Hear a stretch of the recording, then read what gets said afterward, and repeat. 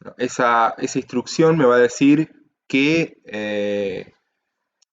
digamos, esa posición de memoria, en esa posición de memoria voy a tener una instrucción y esa instrucción la voy a traer a luz de- de datos al, a la CPU, a la unidad de control. Esa instrucción se va a decodificar en el secuenciador, en los microcomandos que, que- que permiten ejecutar esa instrucción. O sea, la voy a descomponer en pequeñas instrucciones que pueden ser también ir a buscar un dato más a memoria, porque me está diciendo que vaya a buscar, no sé, el primer operando a memoria y el segundo sea un registro o lo que sea, o directamente esa instrucción puede llegar a hacer un salto a otra dirección.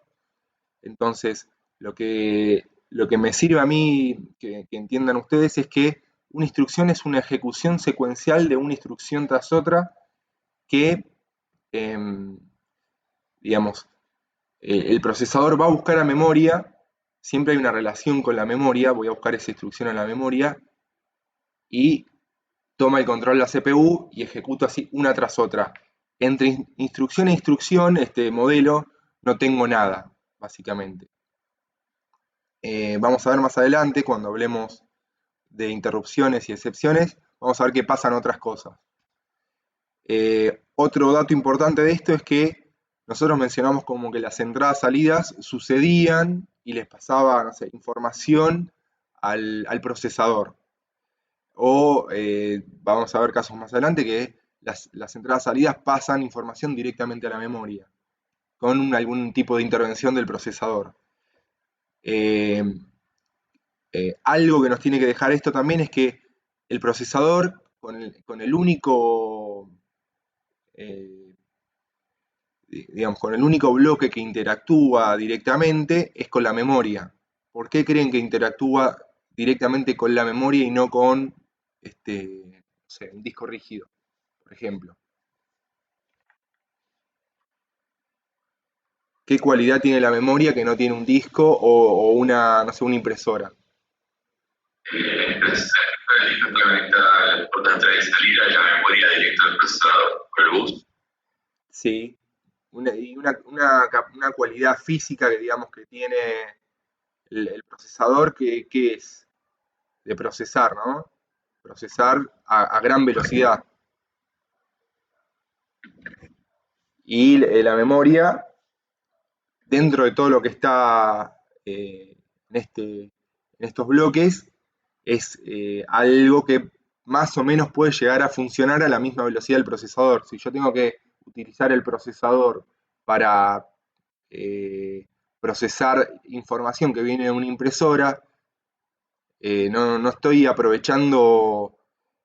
Exacto, ahí lo pone Gonzalo, dice, la memoria es rápida, en especial la calle. Bueno, la memoria va a ser tan rápida como para que el procesador la pueda llegar a entender. Otro tipo de dispositivo, el procesador va a quedar muy ocioso para trabajarlo. Entonces, un poquito más adelante vamos a ver qué tipo de memorias tenemos y eh, cómo es el crecimiento en función de la velocidad. O sea, son tres o cuatro conceptos que nos deja esta arquitectura como para que ustedes más adelante empiecen a entender cómo se empiezan a desglosar los temas de gestión de memoria, gestión de procesos y por qué suceden las cosas que suceden. Presentación de diapositivas.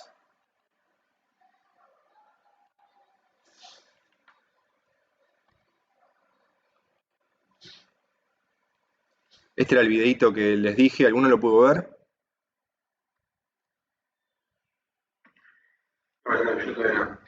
Bueno, cuando tengan un rato. Sí, sí.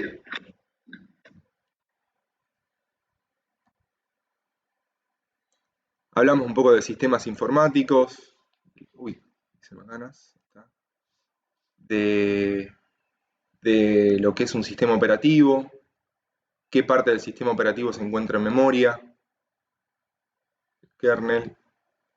Después hablamos un poco de los sistemas operativos en función de dos cosas que son desde el punto de vista del usuario y desde el punto de vista de los sistemas. Ahora vamos a seguir con, dimos algunos ejemplos de monotarea, monousuario, multitarea, monousuario, multiusuario, multitarea. O sea, ya hablar de multiusuario, estamos hablando de multitarea. Es como que una cualidad está intrínseca en la otra cualidad. Desde el punto de vista de los sistemas, disculpen, no sé si son ustedes. Silenciar notificaciones. Desde el punto de vista de los sistemas, hablamos de que, o no sé si llegamos a hablar, o hicimos una mención, digamos, el sistema operativo va a ser el gestionador de CPU, memoria, espacio de almacenamiento, entradas, salidas, que va a permitir a los usuarios ejecutar sus programas o por lo menos le va a dar algún tipo de herramienta como para que el usuario pueda generar sus programas y, digamos, hacer algo aparte de ser un sistema operativo. Bueno, esto es lo que les mencionaba recién. Ven el cursor, ¿no? Sí, sí. Excelente. Sí. Bueno, la primera, esto es la memoria que va a manejar el sistema informático, o que va a tener un sistema informático, o que puede llegar a tener un sistema informático, en función de si son volátiles o no volátiles. Y de, digamos, esto sería la velocidad con la que se maneja. O sea, los registros internos de la CPU van a tener prácticamente la velocidad, o sea, van a tener la cualidad física de tener la misma velocidad que el procesador. Cuando hablemos de registro, vamos a hablar de registros internos, AX, BX, CX, los punteros,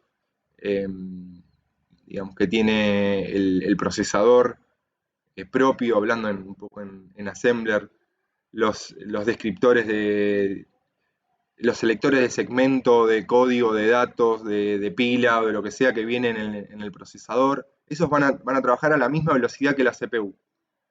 Después voy a tener una pequeña parte de esa memoria que todos conocen, que es el caché, que está, digamos, directamente relacionado con la CPU también por un tema de velocidad. Ustedes saben que el procesador, mientras más caché tiene, más caro es. ¿Por qué? Por la velocidad que maneja ese caché. Y hay CPUs que tienen cachés de distintas velocidades dentro de un mismo procesador. O sea, puedo tener un caché nivel 1, nivel 2 o nivel 3 y en función de esa velocidad están más, digamos, decimos que están más cerca del procesador o más lejos del procesador. Y después voy a tener la memoria RAM, la memoria principal. También, digamos, puede el procesador manejar esta memoria, está conectada directamente al bus de memoria. Después lo que vamos a tener es un disco electrónico, un disco magnético. Esto puede ser un disco de estado sólido, un disco magnético, como antes eran los más comunes. Hoy en día ya prácticamente, si uno quiere tener una máquina lo más rápida posible, tiene que tener un disco de estado sólido como para por lo menos mantener el sistema operativo en esa máquina.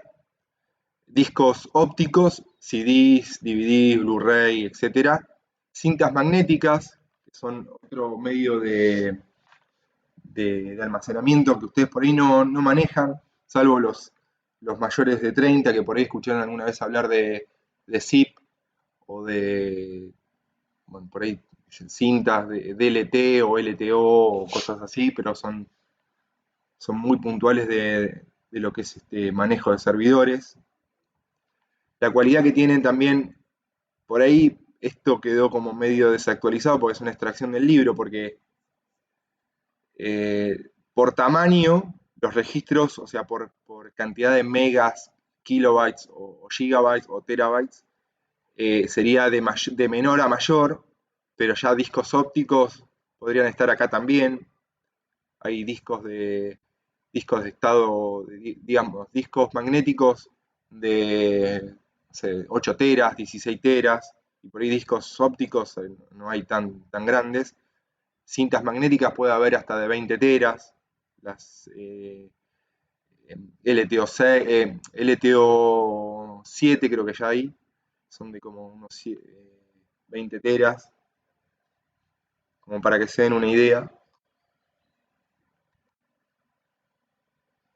Después, hablando desde el punto de vista del sistema, o sea, del hardware en sí, vamos a hablar un poco del hardware que contiene el procesador. O sea, puedo tener un hardware que tenga un solo procesador o un sistema que tenga más de un procesador y las cualidades que puede llegar a tener este sistema multiprocesador. Alguno ha escuchado hablar de los, eh, de los threads de ese procesador. O sea, es un procesador que tiene 4 núcleos y 8 threads.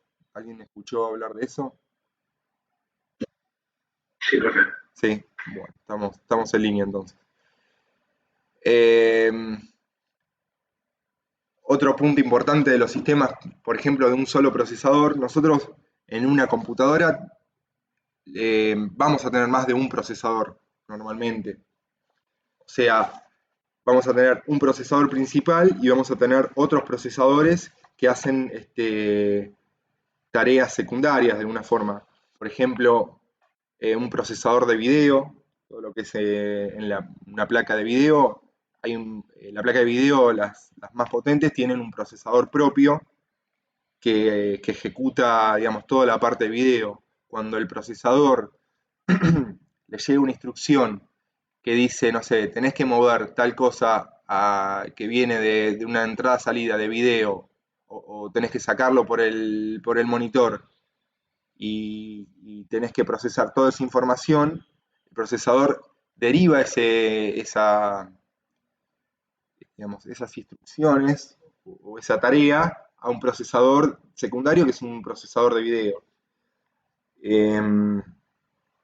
Después todo el manejo de entradas-salidas lo va a manejar un chip que es el chip de vía norte o vía sur, de vía norte y vía sur, que es el que maneja entradas y salidas.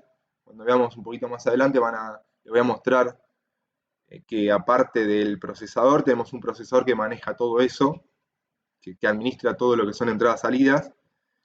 Para los que son más 30, recordarán el coprocesador matemático del 386, que era los procesadores, el 386 no manejaba punto flotante, o sea, todo lo que es manejo de números con punto flotante, y había un procesador especial para el manejo de ese tipo de operaciones, que traía instrucciones particulares que ejecutaban ese tipo de instrucciones. Bueno, ese era un coprocesador, o sea, un procesador secundario. Nosotros cuando hablemos de procesador siempre vamos a hablar del procesador principal. Otro procesador secundario, por ejemplo, en los firewalls. Firewall, ¿tienen idea de qué es? Un equipo de comunicaciones, digamos, que le puedo aplicar seguridad, por ejemplo. Un firewall, los firewall modernos, y por ahí alguno viejito también, tienen lo que es toda la parte de encriptación. O sea, yo cuando quiero comunicarme de un, de un, de un equipo a otro y quiero encriptar el canal, puedo tener la opción de elegir el tipo de encriptación que quiero realizar, y esa encriptación la puedo realizar con el propio procesador, o sea, con el procesador que el firewall tiene, digamos, para manejar el sistema operativo, y también tengo una opción de un procesador, un coprocesador que se encarga de todo lo que es la parte de encripción. Se darán cuenta de que encriptar la información para enviar de un lugar a otro lleva demasiado tiempo, y tener el procesador principal trabajando en esa tarea es como una pérdida de tiempo. Entonces, tengo un procesador especial para eso, lo mismo que el video que les decía antes, lo mismo que el procesador matemático o para todo lo que es entrada-salida. Así que cuando hablemos de procesador, ustedes van a ver en el MADR, van a ver un procesador principal y ese procesador puede ser un chip físico, en el caso de un sistema multiprocesador, que tenga 4 núcleos, o sea, 4 subprocesadores que en sí son procesadores, y esos núcleos pueden estar divididos en varias vías. Puedo tener 2 pipelines o 2 threads de ejecución en un núcleo. Los sistemas multiprocesador pueden ser asimétricos o simétricos, ya veremos en cada caso. Y la tercera forma, digamos, lo que es un sistema de un solo procesador o un sistema multiprocesador, calculo que todos lo manejan o lo vieron en algún momento. Es más, por ahí no creo que ninguno de ustedes esté manejando un sistema de un solo procesador hoy en día. Y si está escuchando esta call con un sistema de un solo procesador, le está sacando calorcito al procesador porque procesar varias aplicaciones al mismo momento con un solo procesador es bastante complicado, digamos, lleva mucho trabajo. Seguramente tienen un i3, un i5, o sea, un dual core, algo tienen que tener como para que, sí, algún Android antiguo o alguna máquina antigua tienen un solo procesador. Ya prácticamente no hay sistemas de un solo procesador. O sea, la primera y la última es la que no van a ver a diario. ¿Por qué? Porque un sistema en clúster es lo que les voy a mostrar también dentro de un rato, donde yo tengo varios equipos informáticos, varias computadoras o varios servidores trabajando de forma sincrónica, digamos, o de forma comunicándose entre sí para procesar eh, distintas eh, distintos sistemas operativos, por ejemplo. Ya les voy a mostrar un ejemplo como para que vean de qué se trata.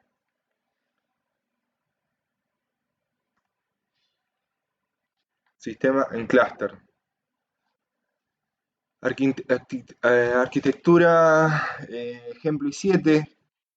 El ejemplo que les doy acá es el ejemplo de la máquina que tenía anteriormente, donde tenía un i7 con SMT.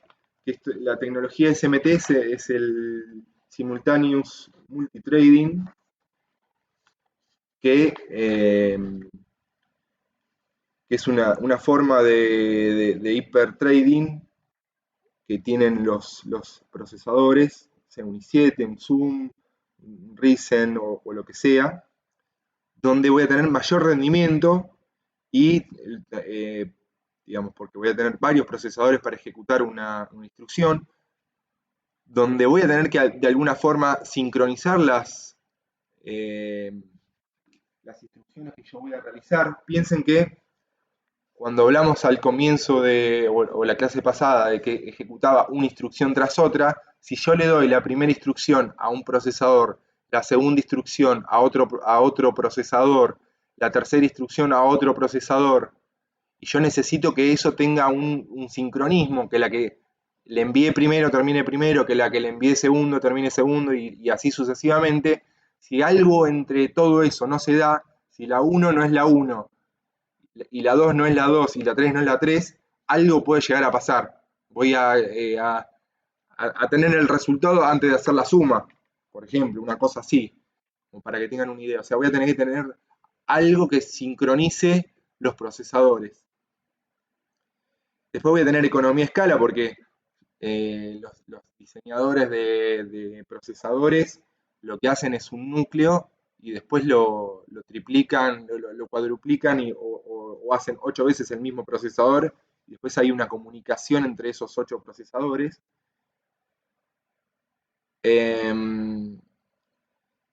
Y después mayor fiabilidad. Ejemplo, el caso. Esperen un segundo, me voy a buscar algo para tomar.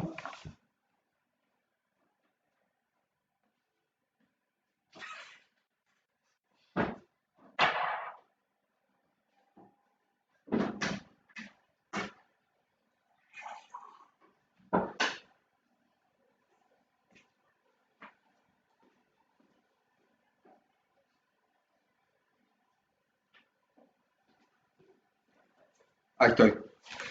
Eh, Ejemplo, la caída de un procesador, algo que no les mencioné que, eh, digamos, puedo tener un socket de un procesador físico. Dentro de este procesador puedo tener varios núcleos y puedo tener el caso de que los más viejos, los que seguramente ustedes conocen como eh, los equipos más viejos, antes traían procesadores separados. O sea, yo en el mother tenía espacio para dos procesadores. Hoy en día los procesadores vienen incluidos dentro del mismo chip, en el mismo zócalo donde tengo un chip. Ahí tengo 4 procesadores, 8 procesadores o lo que sea. Antes venían separados los procesadores. Eso a nivel hogareño. A nivel servidores, eso se sigue utilizando. Yo les voy a mostrar equipos que tienen dos procesadores físicos y tienen 40 procesadores virtuales. O les digo virtuales, pero son 40 procesadores o 40 núcleos cada procesador. O sea, puedo tener 80 procesadores en simultáneo. Entonces, la fiabilidad viene, no es que se me quema uno de los 4 núcleos. La fiabilidad viene al caso de que cuando se me quema un procesador físico, si tengo dos procesadores físicos, podría seguir funcionando. No si yo tengo un procesador físico que tiene 4 núcleos y se me quema un núcleo, sigue andando. Eso tiene que ser un milagro prácticamente para que siga funcionando. Pero no es así. Si en el caso que tengo dos procesadores físicos, a mí me ha pasado en mi trabajo de que uno de los procesadores dejó de funcionar, se quemó básicamente, un servidor HP 580, DL580 con dos procesadores físicos, ya se los voy a mostrar, por lo menos en la parte virtual se va a ver cuántos procesadores tiene. Se quemó, el equipo no arrancaba y lo que tuvimos que hacer es sacar ese procesador, se saca y el equipo siguió funcionando con un solo procesador, que ese procesador internamente tiene varios núcleos adentro. Después, ¿hasta acá vamos? Sí, profe. ¿Se están durmiendo más o menos? Está bien. ¿Va bien? Bueno, en los sistemas de multiprocesador puede ser asimétrico, donde va a haber un procesador que se va a encargar de ordenar o de administrar qué, qué tarea va a hacer cada uno de los procesadores, donde va a haber un procesador que va a ser el administrador de alguna forma hacia el otro procesador. Y después tengo otra forma de administrar esas tareas, que es el simétrico, donde el control lo puedo hacer por soft o por hard. Por soft sería el mismo sistema operativo, pero tengo que tener un sistema operativo que haga eso. Ahora no me sale el nombre. Me sale Sun, pero no me acuerdo bien el... Bueno, hay un sistema operativo que el mismo se encarga de administrar los procesadores y darle las tareas a cada uno de los procesadores. Y después hay otros sistemas informáticos que traen un administrador dentro de los procesadores que derivan los procesos a uno u a otro procesador.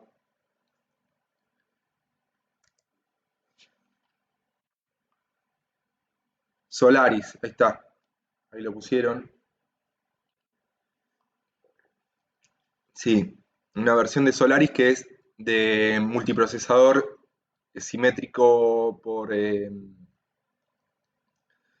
software. Tengo varias formas de manejarlo. Una mención de lo que son los sistemas SMT o hipertrading, que es como lo maneja Intel, o en realidad las siglas SMT, Simultaneous Multitrading, que es la forma general de cuando tengo varios pipelines o varios threads de ejecución. Yo les mencioné que puedo tener un procesador dividido en dos. O sea, voy a ver si puedo entrar a las configuraciones de esta máquina. Les muestro algo, o les muestro a lo que me quiero referir.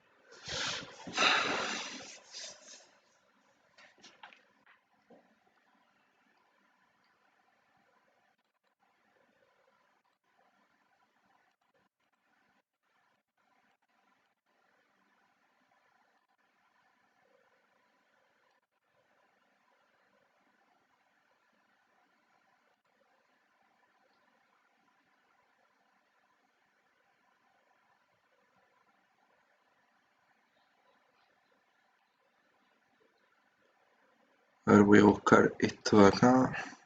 5.3250.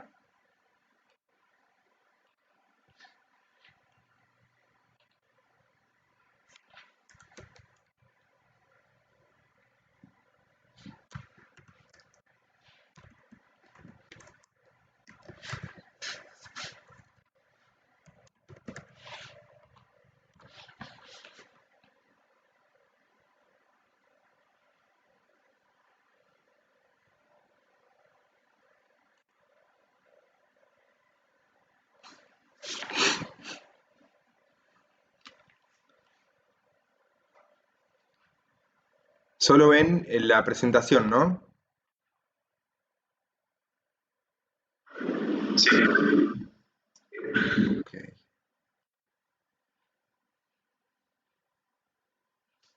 Voy a sacar.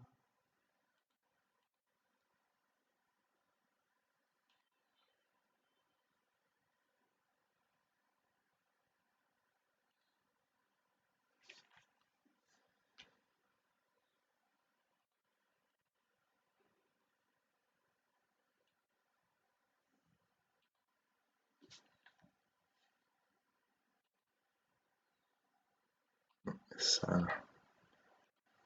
Bueno, ahí les voy a mostrar toda la pantalla.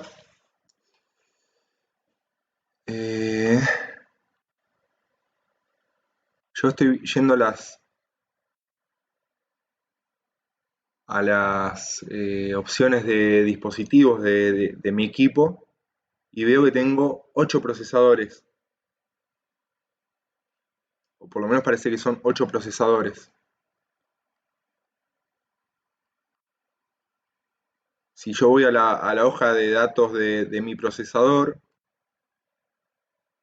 me dice que es un quad core, o sea que tendría que tener 4 procesadores. O sea, lo que voy a tener es 4 hilos, o sea, 4 procesadores, de los cuales cada procesador va a tener 2 hilos. Eso sería la tecnología SMT o hipertrading o simultaneous multitrading que les mencionaba antes, donde cada procesador, vamos a entrar en un Paint,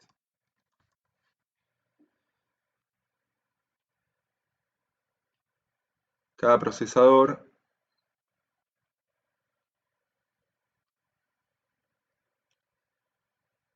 cada quad core que yo tengo, ¿ven el Paint?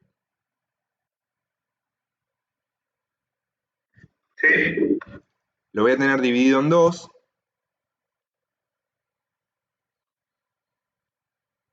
Y esto me va a permitir a mí, de alguna forma, paralelizar lo que quiero ejecutar. Yo podría poner un proceso A, vamos a ponerle así en forma genérica,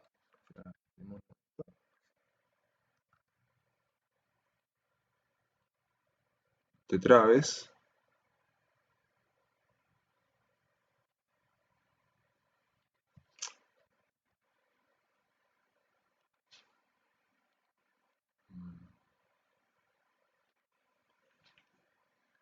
Proceso A. Y un proceso B distinto al de A. Pero no quiere decir que esto se ejecute en simultáneo. Esto lo tienen que tener como concepto. Puede ser que yo ponga en ejecución el proceso A y lo corra, o sea, y lo empiece a ejecutar, y corra solo el A, pero el B lo cargue, lo puedo llegar a cargar. Si en algún momento tengo que correr el proceso B, va a ser en otro momento T+1, no va a ser en el mismo momento que ejecute el proceso A. En cambio, yo podría tener el proceso C acá,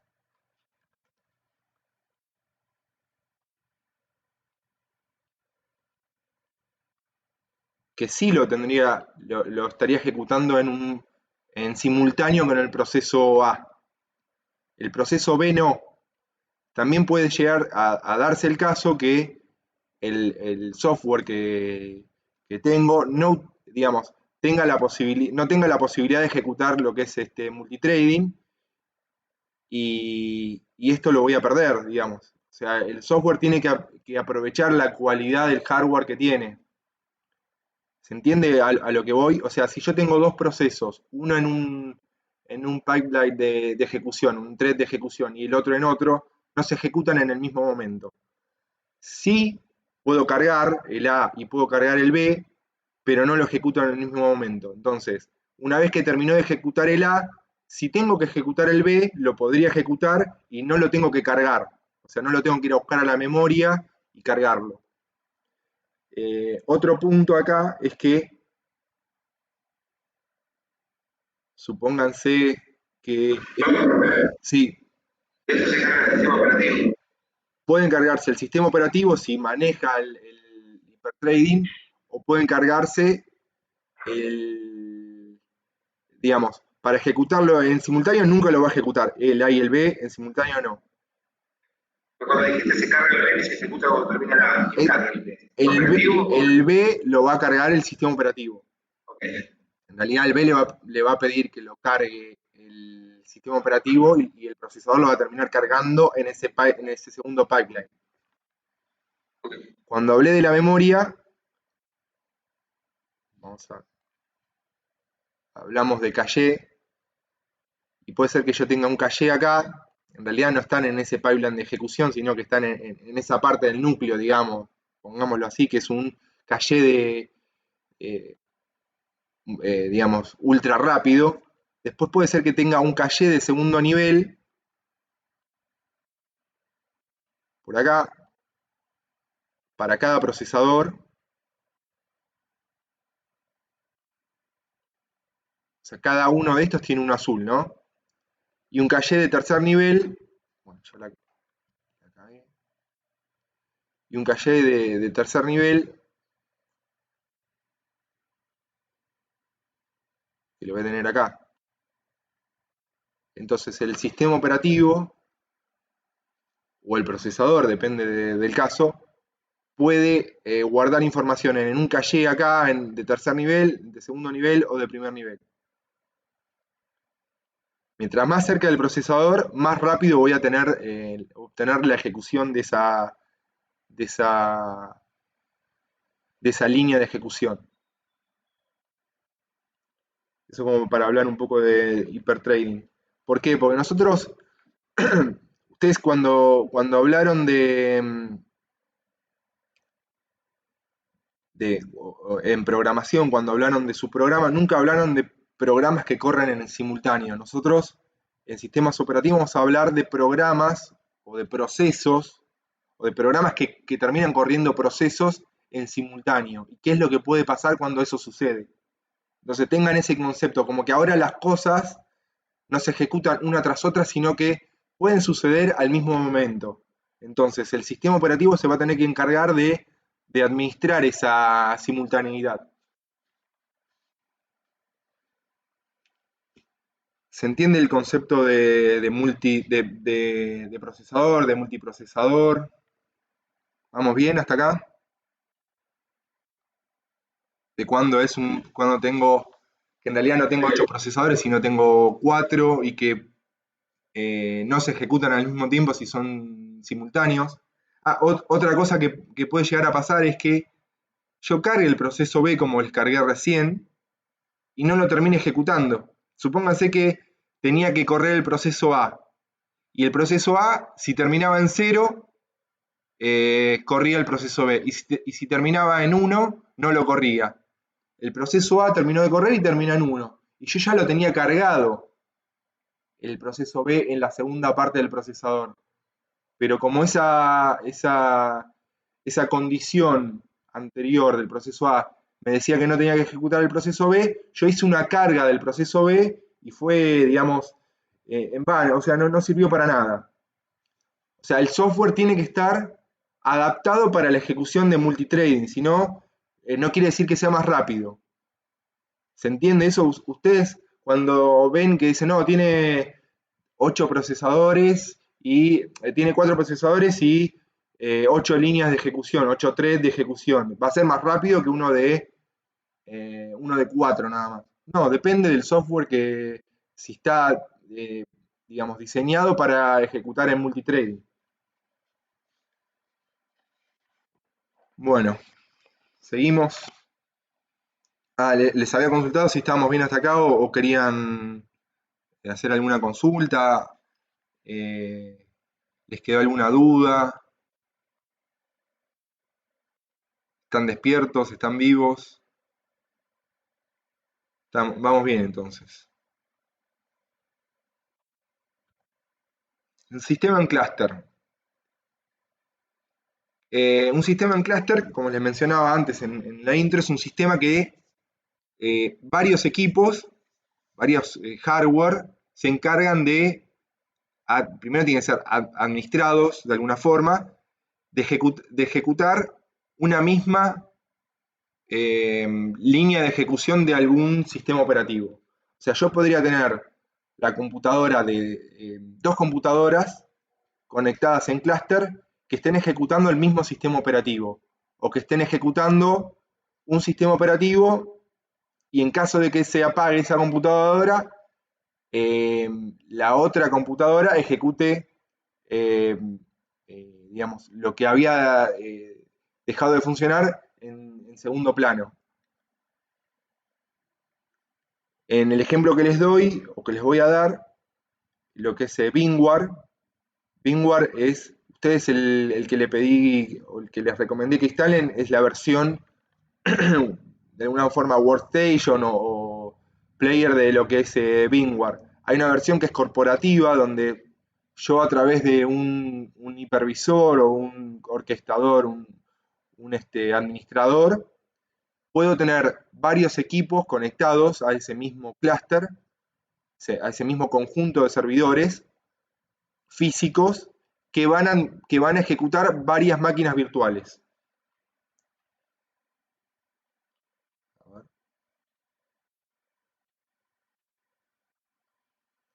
Yo ahora me voy a conectar a mi ambiente de prueba. Voy a cortar acá un cachito.